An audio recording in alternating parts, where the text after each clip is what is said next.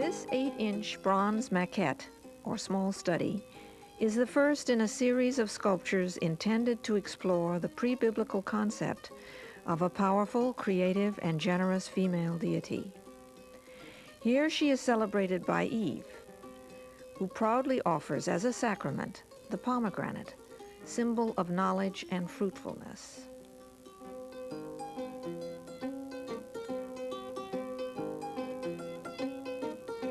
This is simply called Life Study. It is in bronze, 27 inches high. It's a careful body portrait of a real woman whose spiritual strength was matched by her striking physical presence. The face is hers, modified by traits from other races.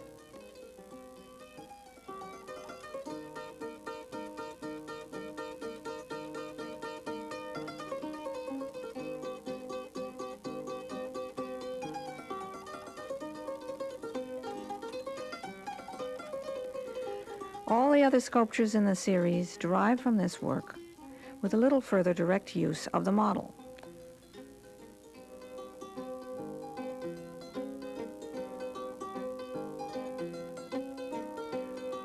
This 27-inch high bronze is called Serengeti Plain 1.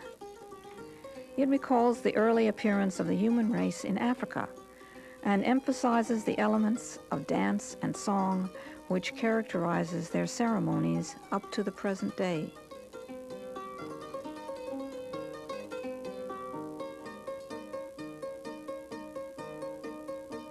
Serengeti Plain 2 is the same figure as Serengeti 1, but ritually draped and patinaed light blue-green.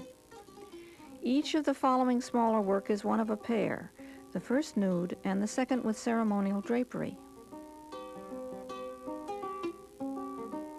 I feel somewhat like a choreographer as I create a sense of movement in and between my figures, and they will never tire.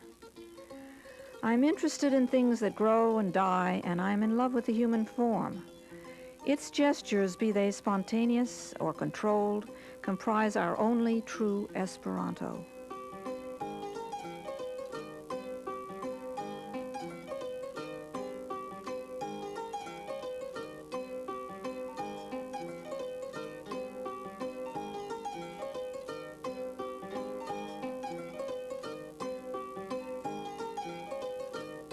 This 30-inch high bronze is called the Dance of the Matriarch.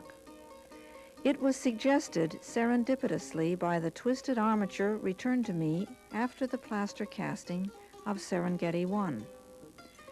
The gesture is dance, and the subject, an aged Eve in tranced celebration of life.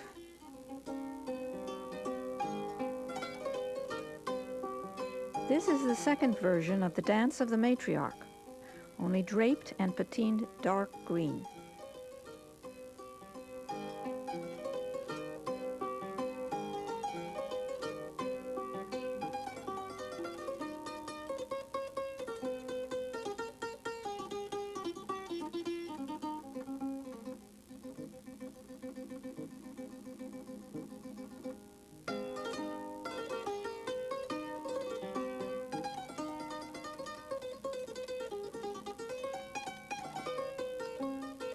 Authentic figurative work is not necessarily lifelike. It has its own life and its own time and communicates in its own formal language.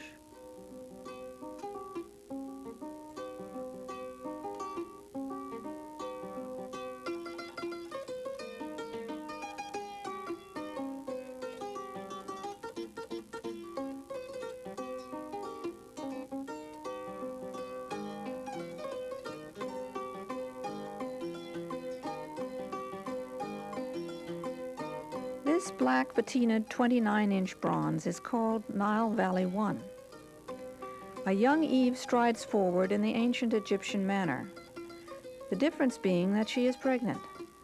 This omnipresent phenomenon is rarely, if ever, shown in Egyptian art.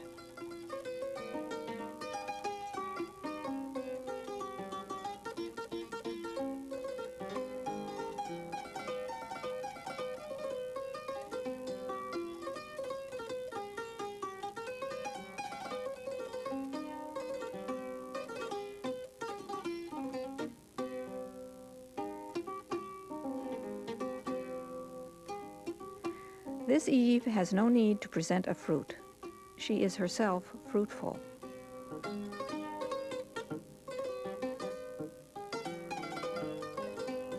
This is the second version of Eve's Celebrant, Nile Valley.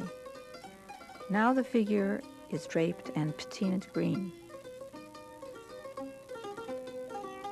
I find the pregnant female form beautiful.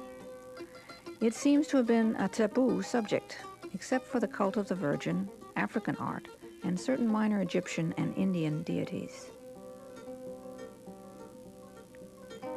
My materials and subjects are time-honored, but I feel free to move in and out of traditional modes, to use focus, abbreviation, merger of forms, whatever seems appropriate to convey the meaning I intend.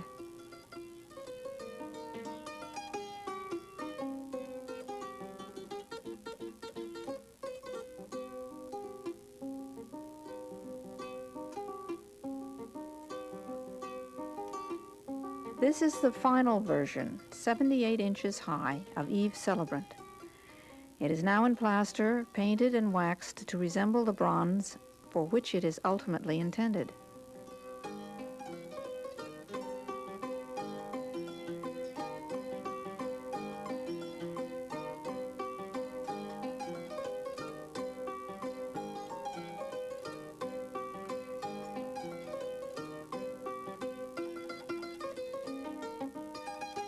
This is the ancient, suppressed symbol of Eve as creatrix and bearer of knowledge, a counterforce to the later tradition of Eve, the source of all human misery. She is also the future Eve, partner and equal of the masculine principle. She is maiden, matron, crone. She is all races and all ages.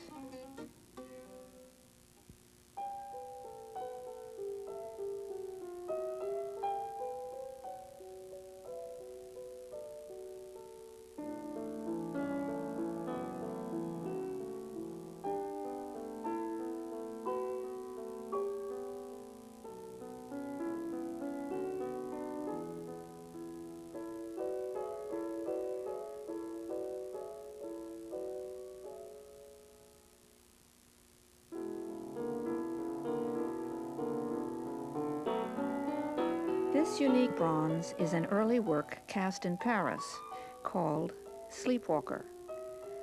The almost featureless child woman, in a kind of dream state, feels her way towards a new mode of being.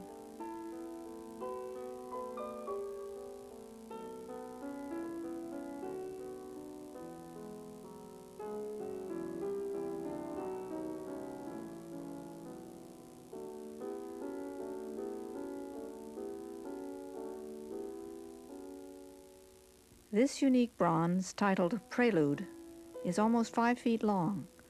There can be no mistaking that the subject is childbirth.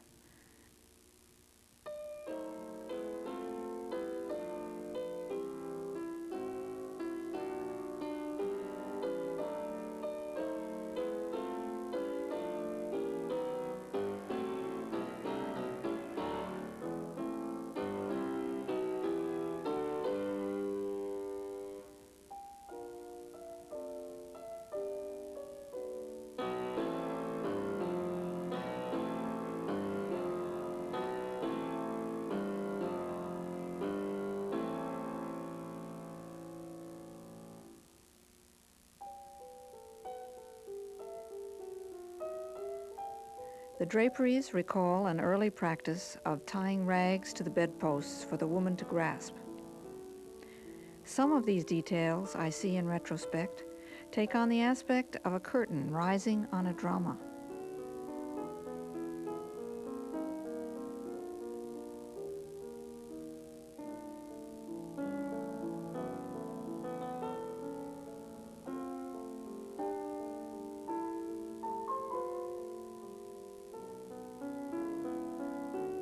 Woman wailing. This is a final 5-foot-high version of a subject I attempted in many smaller versions and materials. The inspiration for the title comes from Coleridge's Xanadu. Woman wailing for her demon lover. However, this figure could be a Niobe, or a Magdalene, or any no longer young woman grieving.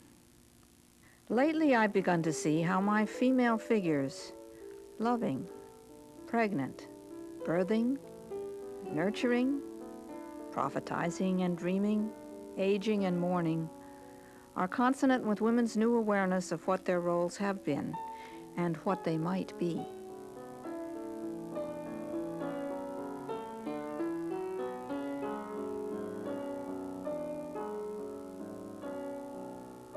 This is Judith, a 24-inch high bronze which refers obliquely to Donatello's David. Both are young and fearlessly choose violence to overthrow tyranny.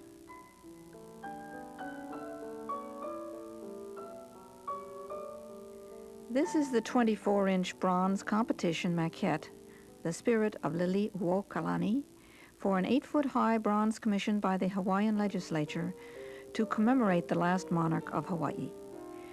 Queen Liliuokalani was rehabilitated at the impressive ceremony of the statue's dedication. Her crime had been patriotic resistance to the expanding American presence in the Pacific. Her sentence was a humiliating 5 years at hard labor, but she was released after a year of almost total seclusion to retire to private life.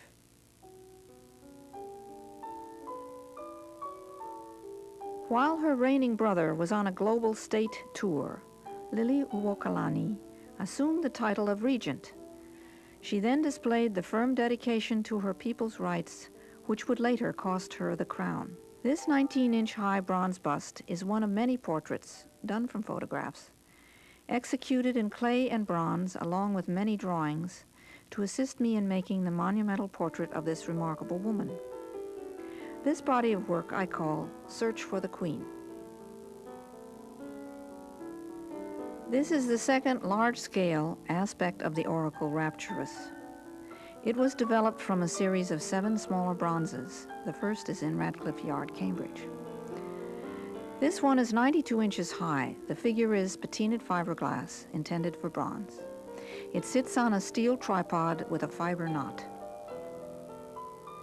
The oracles of ancient times wielded great influence on matters religious, political, and personal. The cult at Delphi was matriarchal until usurped by the severe priests of Apollo, who then undertook to translate the utterances of the oracle. Rapturous can be seen as the transmitter of wild, uncoded messages received from nature and the unconscious, which are barely contained by her enwrapped body. Defendant. This bronze and wood sculpture is based on a newspaper account and photograph of an unfortunate and abandoned woman on trial for the inadvertent drowning of her young children. I have become so enthralled by the formal problems and expressive possibilities of the human form that I have never felt compelled to move away from it. It doesn't seem worthwhile or interesting to jettison that wealth of associative and evocative power. In this sense, I am a traditionalist.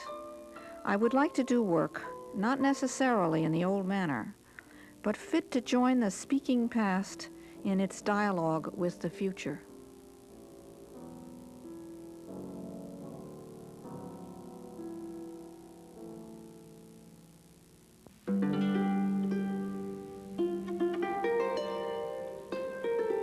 Aspect of the oracle portentous. This unique bronze stands 5 feet 11 inches high in the Radcliffe College Yard, Cambridge, Massachusetts.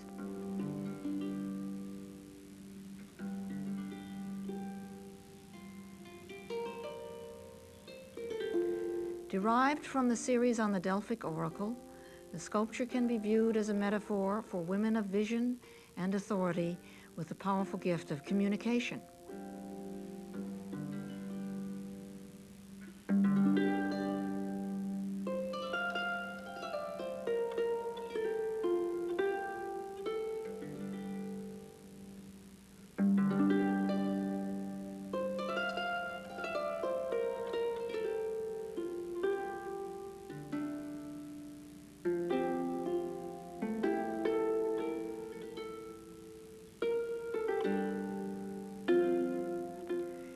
Here she prophesies, drawing inspiration from the fumes rising from the volcanic rift beneath the traditional tripod. A message, perhaps, from our still mysterious environment. Twirling is a two-figure group 4 feet high in bronze, mounted on a 5-foot-high granite column. It's sited in a flower bed surrounded by the buildings of the Sumner Street Housing for the Elderly in East Boston, Massachusetts.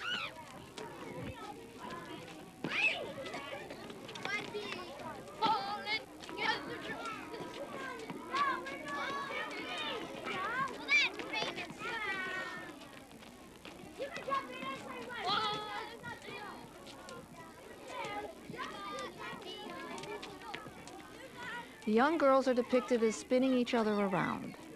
Their silent play appealed to the first group of tenants who participated in choosing all the artwork in this multi-million-dollar development, as provided for in the 1% for Art provision in federally funded projects.